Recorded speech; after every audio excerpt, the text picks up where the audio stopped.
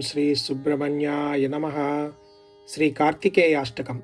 अगस्त्य उवाच नमोऽस्तु बृन्दाकर बृन्दवन्द्या पादारविन्दाय सुधाकराय षडाननायामित विक्रमाय गौरीहृदानन्दसमुद्भवाय नमोऽस्तु तुभ्यं प्रणतार्तिहन्त्रे कर्त्रे नमस्तस्य मनोरथानां दात्रे रथानां परतारकस्य हन्त्रे प्रचण्डासुरतारकस्य अमूर्तमूर्ताय सहस्रमूर्तये गुणाय गण्याय परात्पराय अपारपाराय परापराय नमोऽस्तु तुभ्यं शिखिवाहनाय नमोऽस्तु ते ब्रह्मविदाम्बराय दिगम्बरायाम्बरसंस्थिताय हिरण्यवर्णाय हिरण्यबाहवे नमो हिरण्याय हिरण्यरेतसे तपःस्वरूपाय तपोधनाय तपःफलानां प्रतिपादकाय सदा कुमाराय हिमारमारिणे तृणीकृतैश्वर्यविरागिणे नमः।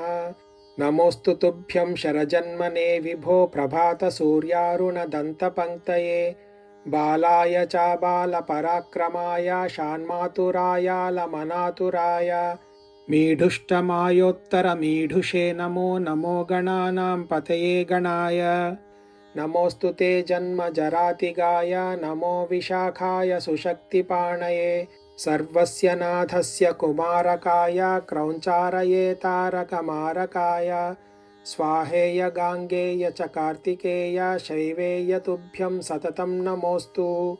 इति श्रीस्कान्दे महापुराणे काशीखण्डे पञ्चविंशतितमोऽध्याये श्रीकार्तिकेयाष्टकम्।